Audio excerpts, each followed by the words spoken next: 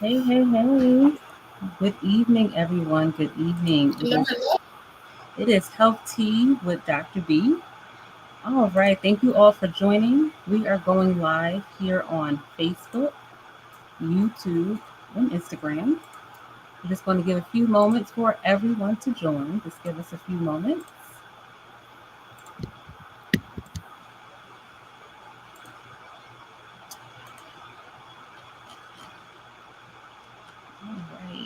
All right. All right. So, welcome to episode 20 of Health Tea with Dr. BDNP. I'm Dr. BDNP and founder of True Phoenix Functional Medicine Center, located in Maryland, proudly serving the communities in Maryland, DC, Colorado, Utah, Washington, and New Mexico virtually. We specialize in women's BHRT, PCOS care, men's TRT, thyroid optimization, gender affirming hormone therapy, weight management, and functional primary care. And yes, we are currently accepting new patients. So thank you all for joining us on this episode 20. I'm so glad to be here. I have a very exciting talk today with a new guest, and I will introduce her in a few moments. So before we get into the health tea, let's get into today's actual tea spotlight, which is sage tea, which is derived from the herb Saliva officinalis, and it is popular for guess what? Relieving menopausal hot flashes and night sweats. Okay, so here is why it helps. It does contain phytoestrogens, which are gentle plant compounds that help with balancing hormonal fluctuations. And it also has essential oils and flavonoids, which are antioxidants, and they have anti-inflammatory properties. So I'm telling you all, you need to get into this tea because with my journey getting into perimenopause, it's been a journey. It's been very new. But with this tea, when I started drinking it, it does regulate your body's thermostat, which is your hypothalamus, and it helps to reduce sudden temperature fluctuations. Not to mention, it also does help to normalize sweat gland activity, reducing excessive sweating and discomfort. And again, when I bring this tea, I'm always going to do the research. So, studies have shown regular consumption of this tea significantly reduces both the frequency and severity of hot flashes and night sweats.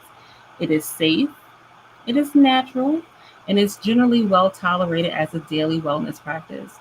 So if you're interested, please visit our tea collection at bit.ly health tea with Dr. B. And when you do go to the website, all you have to do is now look for Control the Flash Tea. All right? Control the Flash Tea. Once again, you will thank me later because it definitely will help with your hot flashes. All right? So let's get into it. Just remember that today's episode is going to be highly informative. So, any information presented in this podcast should not be taken as direct medical advice. Remember, Dr. B is not your PCP. Please consult your personal medical professional before making any healthcare decisions. All right, so on today's episode, we will be reclaiming our hormones and shattering stigmas with Dr. Desiree McGee, DNP. And I am definitely thrilled to welcome my incredible guest, Dr. Desiree McGee. She is a hormone specialist and functional medicine practitioner from Houston, Texas. So let's bring her on in. Let's get Dr. McGee in here. Dr. McGee, please introduce yourself to our guest tonight. Hello, hello. Thank you, Dr. B, for inviting me tonight. I'm excited to be here. So, thank you once again. So, everyone, hello. I am Dr. Desiree McGee. I am a board certified FNPC, which means Family Nurse Practitioner, which I have my doctorate in as well in nursing practice. So, I am the proud owner and medical provider for a wellness center here in Houston, Texas called Vivify Wellness. And this is where we help men and women pretty much look, feel, and perform at their best by starting basically at their blood work and getting a foundation of blood work from them. And from that way, we can prevent and reverse any health issues they potentially may have or do have currently. And then that way, we can optimize their physical health, their gut health, their hormone health, which we'll be talking about today, gut and micronutrient imbalances. So, with specialized personal treatment plans. So that's what we do at Vivify Wellness. Nice, nice. So I am not from Texas, but I have a whole bunch of friends in Texas. I really think I need to stop by because here's the Please do. funny story, y'all. Here's a funny story.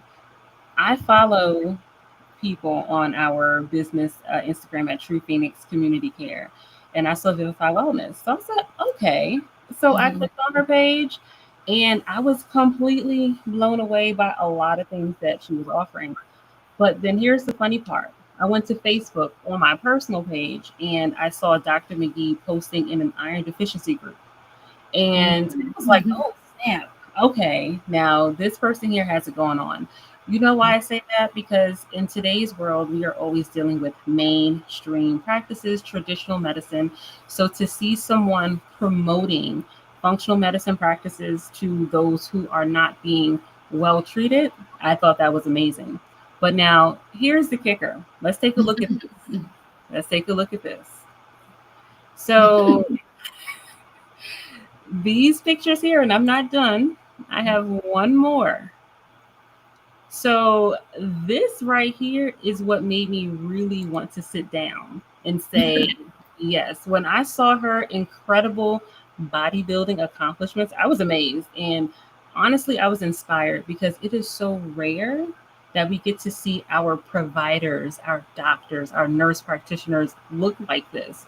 You know, they always say that we talk a good game, but we don't live it. And to actually see someone who is Thank living in what she is promoting, I said yes. This picture made me say, I have to meet and talk to you. So, yeah, you know what? I want to switch some things up. you. As a professional, would you call yourself a Okay. bodybuilder? Would Sorry, I you didn't call hear you. your You were breaking up. What was the question? sure, yes, yes. Would you call yourself a bodybuilder?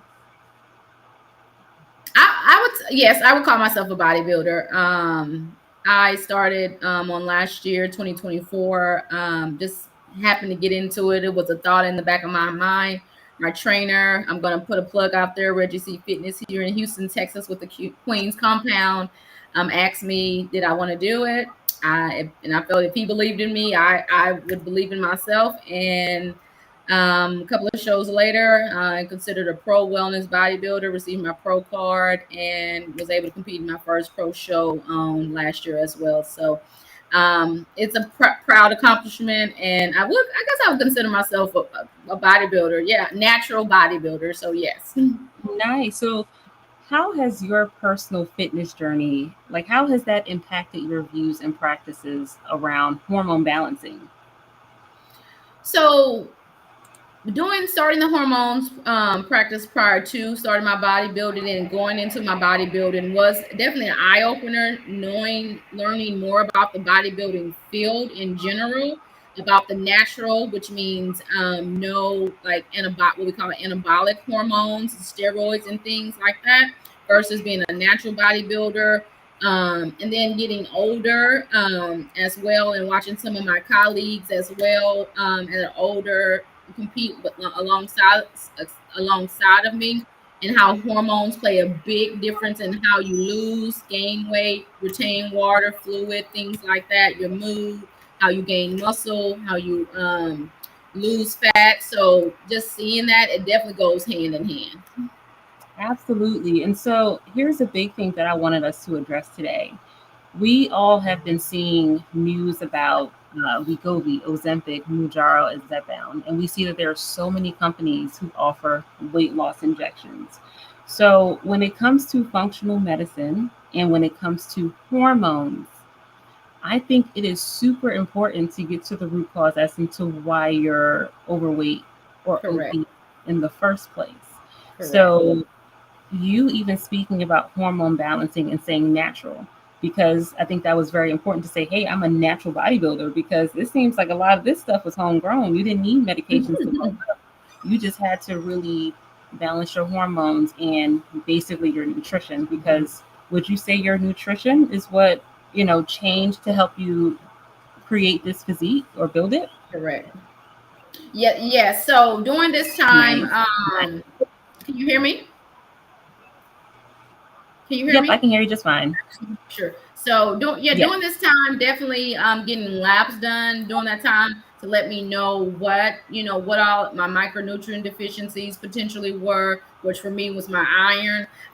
um, and checking my hormones as well. I'm not quite in my perimenopause menopause state, but knowing, still checking those hormones to see if I work, because you just never know what age you may go through the perimenopause or the menopause. So just knowing that, and that baseline, having that baseline as well, so that you know what your hormones are baseline prior to going into perimenopause and menopause. So I think, and we have different hormones too, the thyroid, the GLP-1 hormone. So many other different hormones that plays a part in the functional medicine with the weight loss, like you were saying. So that's why it's important to get various labs done with functional medicine, because we want to treat you as a whole, not just your weight, because your weight could be comprised of so many different factors that could be affecting your body. Absolutely. And so now I want us to kind of tap into hormone replacement therapy. So Okay. before we go into the basics, I'll share a little story. Okay. I would say about 3 or 4 years ago, my views and my opinions on hormone replacement therapy, also known as HRT, that has changed drastically. I recall my best friend talking to me during COVID times, and she said, "You should go ahead and do hormones." And I jumped back and I was like, "What do you mean hormones? They cause cancer. There's just a whole bunch of issues. Like, why would I give someone hormones? Like, why would I do that?" If I had known what I know back then, what I know now, Mm-hmm. I feel like I've probably let so many patients go through my door suffering. And I just said, "Hey, you're just going through perimenopause." Oh, hey, and not even that, because I don't think I was even quite educated specifically on perimenopause.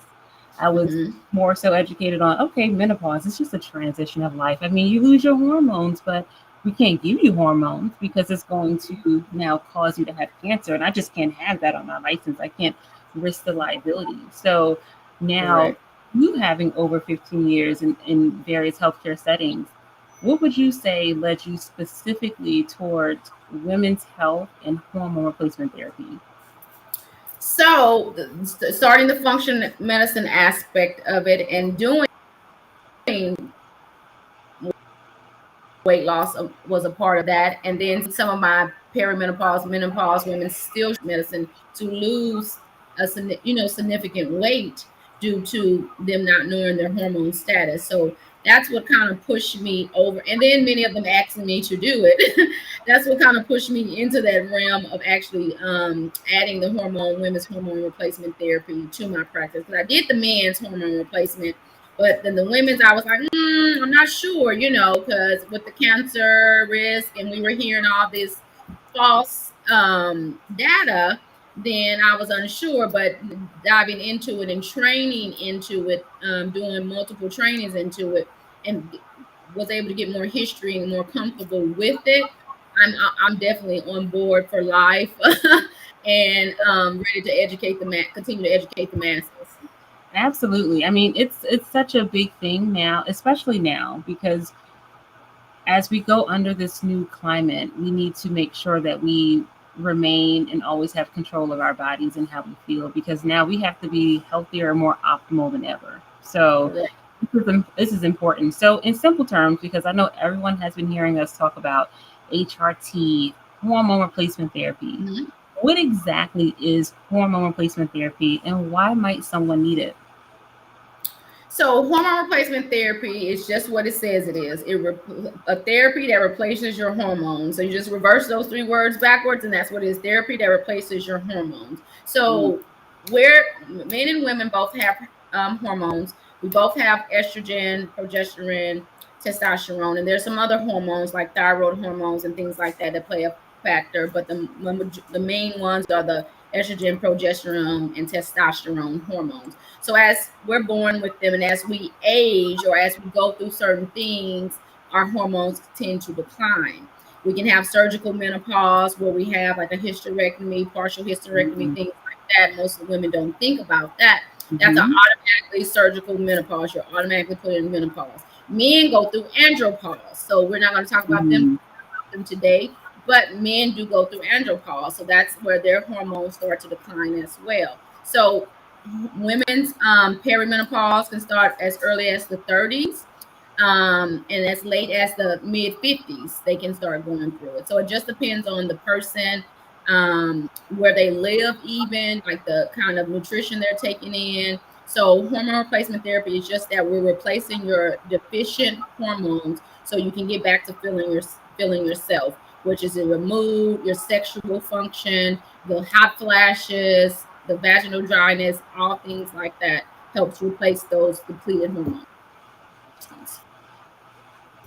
Yes, no, absolutely. So thank you for that background information, because it's important to understand what hormones we are even speaking about. And so as we delve more into HRT, I want us to touch on just the different common misconceptions and concerns about HRT, because there's many of them. Okay, Yeah. and it's very important that we discuss this today, because it's not just lay people speaking about their misconceptions. There's also medical providers out there who are not up to date with research. So many fears about hormone therapy stem from the 2002 Women's Health Initiative, also known as the Mhm. WHI. It stemmed from that study, which used synthetic hormones and Correct. Keyword. Mhm. older women as subjects. And Mhm. so, of course, it led to exaggerated risks Right. regarding breast cancer and heart disease. But and that was in 2002. But now, 2002. many Mhm. years later, because of course, if you tell me as a person, a layperson who has no knowledge of this, hey, you're going to get breast cancer if you do that, or you're going to die, of course I'm going to Be stop. Any fearful. knowledgeable person or smart person would. But now in 2024, May of last year, not too long ago, less than a year ago, new research came and provided insights on estrogen therapy. Correct. So that study showed that initiating estrogen therapy early in menopause, so that's that window of opportunity, it Mhm. significantly lowered cardiovascular risk, Mhm. osteoporosis, Correct. cognitive decline, and it without Yep. raising cancer risks. Correct. So when we think about it, because now we just have to think, Mhm. our hormones decrease. When we're looking at research is showing that heart attacks and other cardiovascular diseases are at an all-time high during Right. menopause. So we're like, well, what happens in menopause? Oh, you just mentioned it, Dr. McGee. Our Mhm. ovaries stop functioning, and we are no longer producing estrogen. So we're trying to say now that our lack of estrogen is now opening our door to cardiovascular Increased events, cardiovascular. Mhm. which is why cardiovascular, and we discussed this last month on episode 19, which is why cardiovascular disease is the number one killer Oh, of yes. women and men. So now, Dr. McGee, I want to get your opinion on this, Okay. because the cold tea here is that Mhm. many doctors, and I said cold because this is not hot, this is not steaming. Cold tea is that doctors are still informing their patients that hormone replacement therapy is dangerous despite evidence proven otherwise. Why do you still think that there is still such like hesitance in traditional medicine to embrace HRT despite the updated and reassuring evidence? I think that study was a pretty decent sized study, and I think since we've had smaller studies since then, um, but it wasn't to that magnitude. And I think that study pretty much put a big stigma on hormone replacement therapy. And your keyword that you used, that study was for, they did was with synthetic, which means fake hormones versus the bioidentical hormones that I'm sure the ones that we use in our practices. So the Mhm. keyword there are fake man-made synthetic hormones Yeah, that that they summed up that cause the risk of those cardiovascular diseases and things of that nature. So I think it's the stigma that still goes along with that, and no one wants to be pointed at the blame to where saying, "Oh, you caused me to have cancer with these hormone replacement therapy," where that could have been super far from the truth now that we know. absolutely. And so that brings us into just practices in general, because you guys should have heard that Dr. McGee and I, we are functional medicine practitioners, which means that we differ from mainstream slash traditional medicine, which is also named conventional medicine. Correct. So, Dr. McGee, in your opinion, functional, how does your functional medicine approach, I would say, Mhm. differ from conventional methods when assessing and treating your patients for hormone imbalances?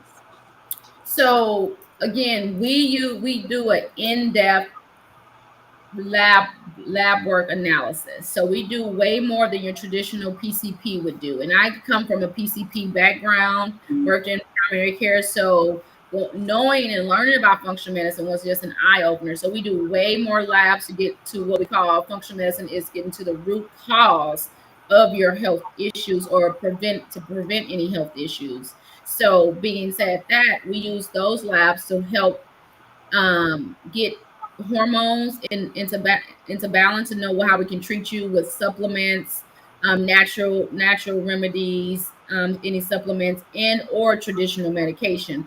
So that way, it's not a one solution fixes everyone's issues. This one is a more of a broken down system to help you as a person get to what you're doing. Because when you go to your PCPs, everybody's on blood pressure medicine, this, that, or another, and it's not specified for a lot more, I would say, to down your lab work and to really go through it with a fine tooth comb. Awesome. That is a good point that I didn't even think about until now. We have such a lock and key method, or one size fits all method. Mm-hmm. And the thing that people do not realize is that when you have medical doctors, MDs, NPs, PAs, nurses, when we go to school, the one thing that we are always taught is protocol.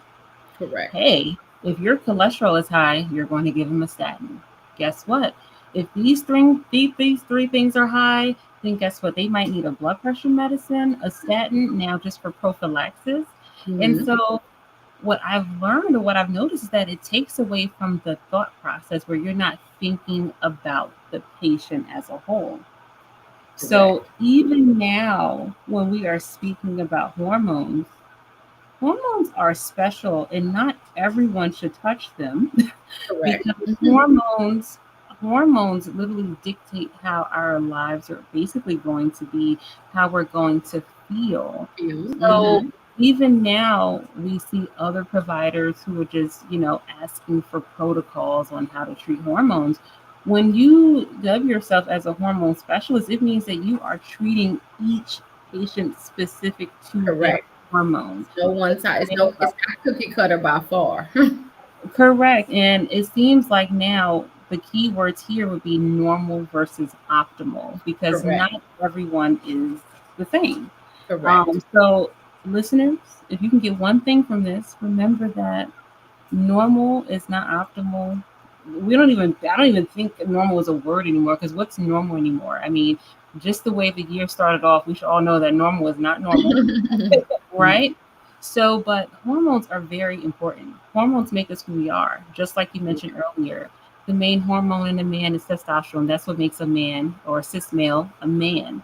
Mm-hmm. Estrogen is the female's, number one hormone. Now Right. we have all the hormones, but estrogen is what makes cis women women. That's what makes us female, right? Correct. So when those numbers are getting skewed, guess what? We're all going to react differently. So that's why it's very important to have a hormone specialist, particularly and specifically someone who has a functional medicine approach, manage that, because hormones will make us blow up from 90 pounds and now you're 230 pounds. Correct. You have all kinds of things. And so our next episode, we'll be talking about perimenopause and menopause. So you guys can watch out for that, because it's very important that we educate ourselves, which is the important part of this podcast. But Dr. McGee, with you and your experience, can you Mm-hmm. share a patient success story where functional medicine helped uncover the root cause of someone's hormonal imbalance that was missed by traditional care? Oh my goodness, I have a great case. I love it. So I had a lady that I was treating initially for just weight loss. And then it was just something was that didn't sit right in my spirit, like the elders say. And so I was like, have you ever done hormone testing? And they were like, no. So we did the hormone test. Well, let me go back. I suspected this lady had a history of PCOS, and she was menopause, surgical menopause, meaning that she had surgery that caused her to go in menopause years ago. But no one told her this. No one told her this all these years. 20 something years later, no one ever told her that the surgery she was going to have was going to cause her to go in menopause automatically. I had a Mm. feeling she had a history of PCOS. She was never diagnosed. I think she was never diagnosed with PCOS, but she had the classic symptoms. The history was the round belly, all classic symptoms. So we did labs on her, did some functional labs on her, and found testosterone was through the roof. It was not. It was nowhere near normal on her. And so that's what she had those extra androgens, which caused her to have the hirsutism, the trouble with the losing weight. And hirsutism is an extra growth of hair on your body, face, for those who may be asking. So, and for her to have she didn't have any estrogen because she had the surgical menopause many years ago. And so, and the progesterone was in the dump as well. So, started her on that protocol. In addition to weight loss, she was able to start to lose more and feel better, because you don't know what good feels like if you felt bad for so long because you just used to feeling that way. When I say bad, you may not feel that you feel bad, but until you feel good, you don't know what bad feels like. Mm-hmm. Mm-hmm. So yeah, so just helping her with that was really a privilege to me, because listening, because she said you're the only one who ever asked, who ever questioned, who ever dug deep. And that was a joyful moment for me, because it was just something that I needed to feel I needed to do for, you know, the curiosity and what I do. I just, felt like she needed more. And see, you were curious, you knew something wasn't right, and it always makes me question sometimes other practices, because it's like you have someone who is struggling. They're struggling, and it's almost like no one really cares, or maybe there's just too many people to address at a time. So you Mm-hmm. actually took the time out to say, no, there's something wrong. And I like how you mentioned that she had maybe a surgery which caused her to go into forced or surgical menopause. Mm-hmm. I'm pretty sure that you have also heard of women who've had heavy periods, and they say, I don't care what you do, just take out Mm-hmm. my uterus. Mm-hmm. And I know when they walk through my door, I always say, please don't say that. About opening the door to other things Mm-hmm. that your body isn't quite prepared for. And just Correct. like you mentioned earlier, you don't really know, you don't feel bad until sometimes you feel bad. And sometimes you just never know. That's why we have things such as sudden cardiac death, because you didn't Correct. really notice the signs. But what I tell all my patients is, and I'm sure they're tired of me talking to them, I said, you don't feel bad because your body is doing what it's supposed to do, which is surviving. Correct. Body to survive, Compensating. Mm-hmm. you know. So no, it's not because you have a child or two, or it's your job, or life is just lifing. It's just Mm-hmm. that your body has learned how to take on that extra stress. But To what adapt. happens Mm-hmm. when that bandwidth finally breaks, or that rubber band, then you're in a whole host of issues. Yeah. So it's very important to share these stories. That's why I asked that today, because people have to hear that there is success out of all of this, right? Yes, And ma'am. so when we speak about HRT, you guys are hearing that you're hearing, things like perimenopause and menopause. Hey, your ovaries are stopping working. Um, the number one question I get is, hormone therapy a lifetime commitment, or can women safely stop after a certain period? What are your thoughts on that? Whew. So My thoughts are, in a sense, it is a lifetime commitment, because when we go through our menopause, whenever that may be, our body may make a small, very tiny drop, small amount of those hormones, but it's not going to be enough for those benefits of the bone, the cardiovascular system, the brain. So our body's going to make a little bit, but I think, to answer the question, yes, I think it's going to be a life. It should be a lifetime benefit, up to probably what I would say like 80, potentially, maybe 80. As long as you don't have any, you're not having any issues. But I would say it definitely would be a lifelong to get the optimal effect from it. And I think that's important to hear because I see a lot of groups that'll say no hormones, will take supplements. And although Dr. McGee and I were not saying that we are forcing you to take HRT and that Correct. you should just stop supplements, because at the end of the day, we're all about advocacy and we're all about you having your own kind of autonomy. You make your own decisions. But just remember that hormones are our natural genetic blueprint. This is what makes us us. Now, Correct. when you start to lose your hormones, you just have to think about what you are exactly losing. And in order to know what you're losing, you have to know what your hormones are doing. So when Correct. you are getting hormones, you are reducing your diabetes risk.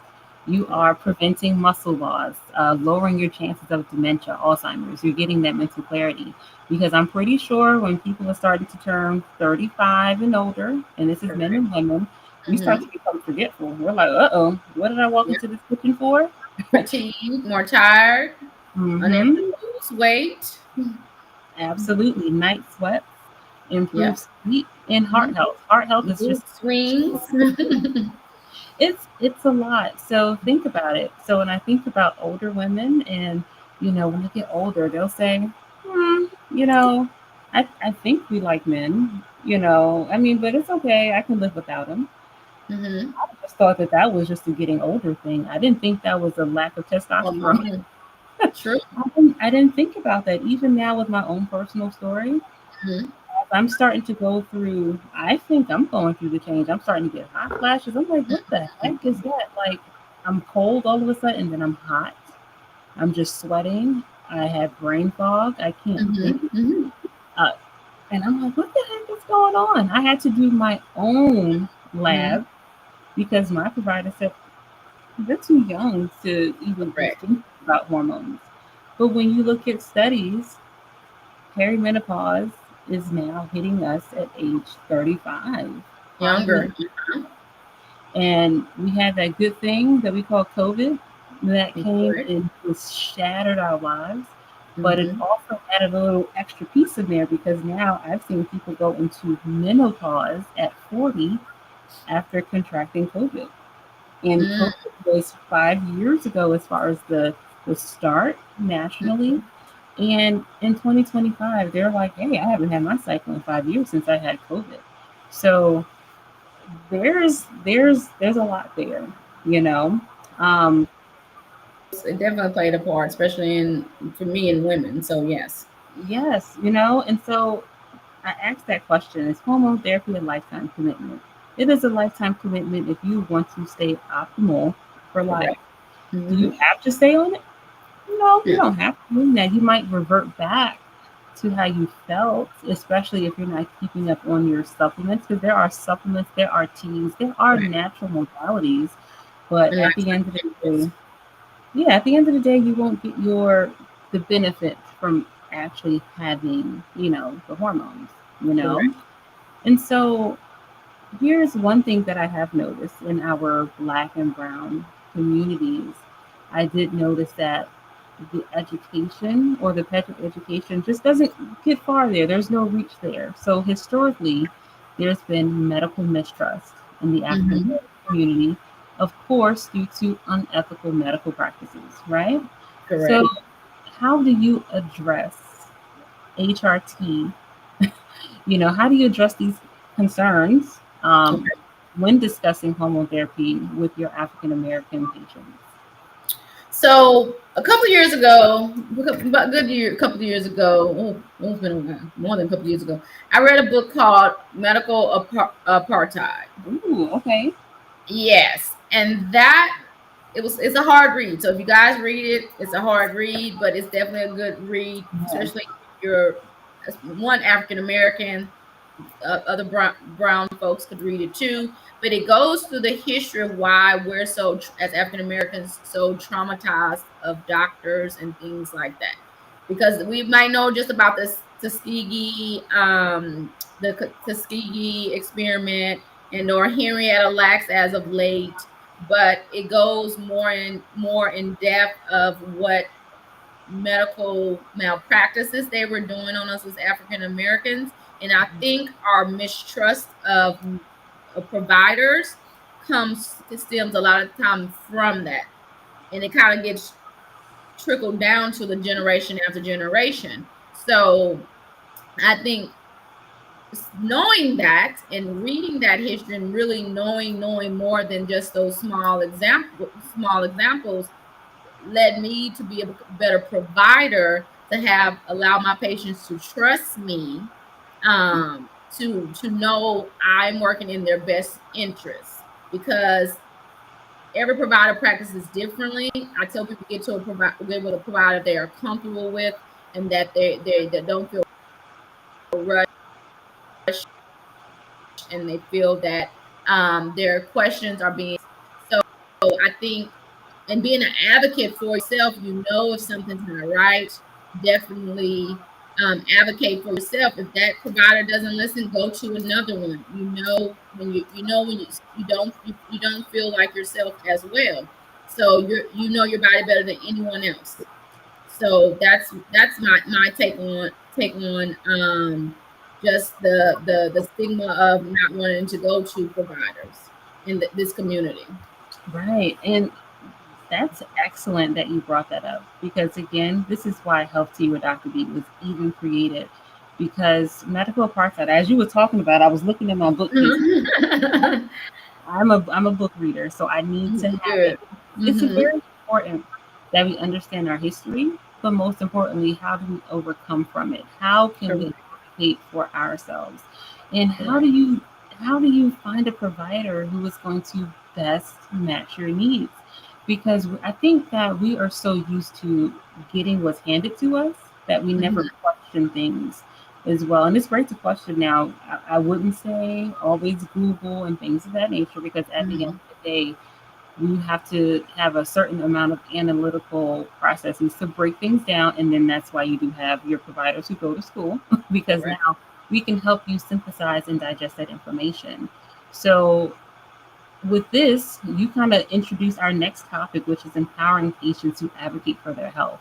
Now that you know that we know that it exists, medical mistrust exists, but you also need your hormones. You Correct. need, and it's not all about hormones, guys. It's just you need. This is what we're talking about today. You need great health care. Dr. McGee, what questions would you say women should be asking their healthcare providers if they feel that their hormone health concerns are being dismissed? Oh, good question. One, have they done actual hormone labs? Because I get a lot of people come to me and say, "Oh, I've had my hormones done," and they show me their labs and not a hormone in sight. So I was like, well, no, they haven't done your hormones. So I'm not sure. So asking, one, what hormones need to be done: estrogen, progesterone, testosterone. I would throw in the thyroid in there too, because a lot of the thyroid panel, for PSA for men, prolactin for men, ferritin and iron for men and women. Those are not considered hormones, but you need a kind of a more robust panel. But asking, and then once you get your labs back, breaking down what these labs mean. If it's low or high, not, oh, everything's okay, we'll check you in 6 months. What does this mean? Like, what? Tell me, what does this exactly this mean, or give me a paper and telling me what does this mean, so I can pay for yourself when you don't understand. Don't get turned away about something that you don't understand. And it's okay, you probably not understand it totally, but at least get a generic breakdown of what's going on in your body. So that way you can know what potentially why you're feeling that way. So advocate for more information from your providers.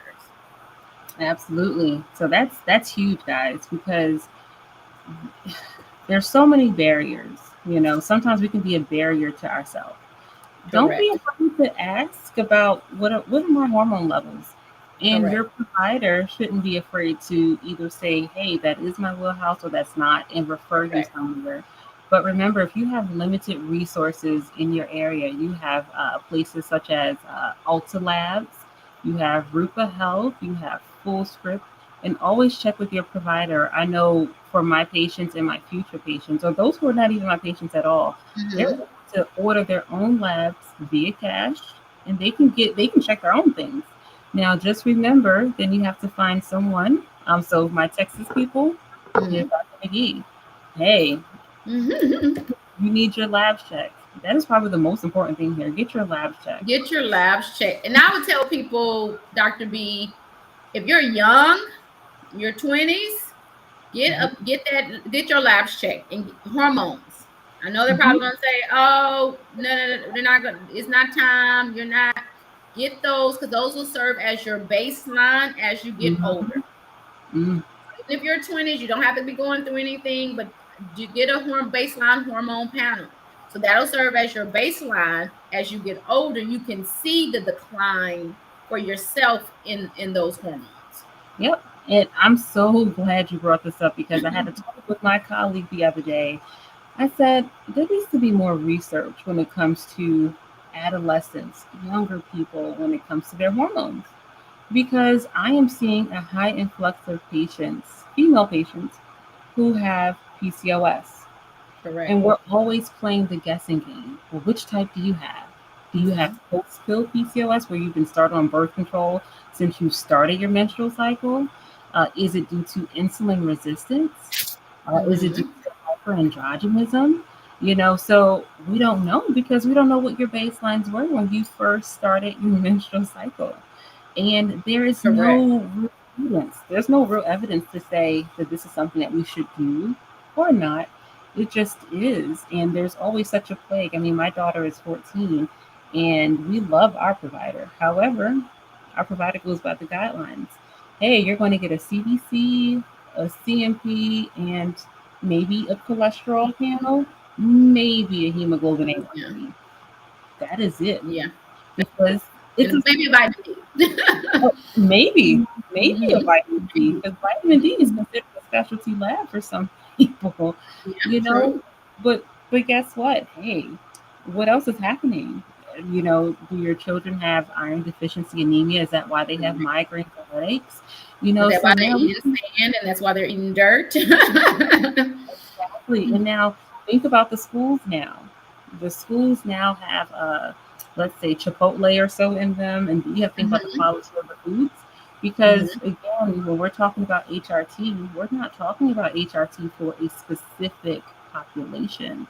Correct. We probably need HRT probably a little earlier because sometimes 9 times out of 10, I see PCOSers who have a P4, which is progesterone deficiency. Mhm. And that's why their cycles are usually so heavy because they don't have any progesterone.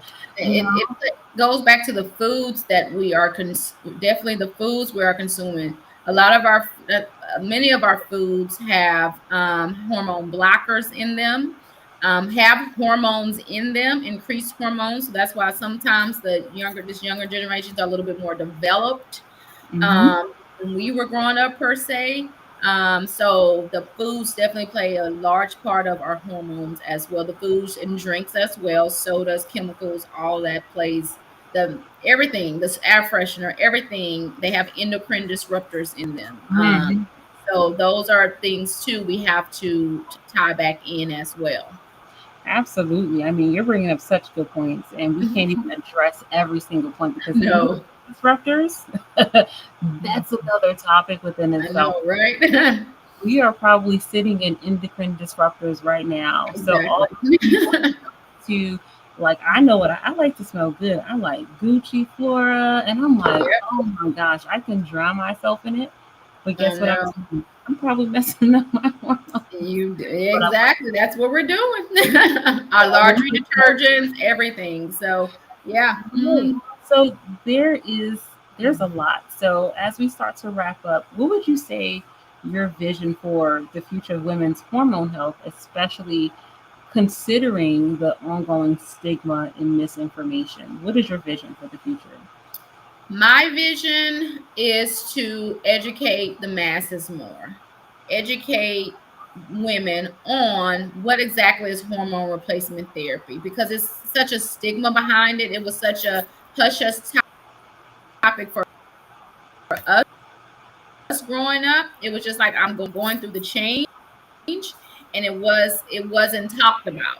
So I think about, and for women to discuss amongst themselves, amongst them friends. Like me and my friends talk about hormones now because guess what? That's something going to be perimenopausal, menopausal. That's what we're going to talk about. Because it's something that's affecting our livelihood and our womanhood. So we talk about that. So I think educating the masses more will definitely help shine a better and brighter light and create healthier women in the long run. That's beautiful. I mean, it's so much. Like this is probably a conversation that can go on for so many episodes. I Correct. mean, you have Dr. Larry or Marie Claver out there, Haver, excuse me, and that's her ministry. She speaks about menopause and hormones. So this can go on forever. So even this Correct. bit of a segment here, our goal is just to make sure that you're getting something from it. We're trying to break the stigmas. Hormones can be great for you. However, do not be misinformed. You have Hmm. to go to an informed, educated, and a provider who actually specializes in it. You don't Correct. want someone just kind of touching with it and tampering. Of Yeah. course, hormones are great. They have the potential to be great, but they have the potential to be great when you have someone who knows what they're doing, who's managing it. That is the Correct. most important part here. So as we begin to close out, I have two other things I want to discuss because it is Women's History Month, okay, March.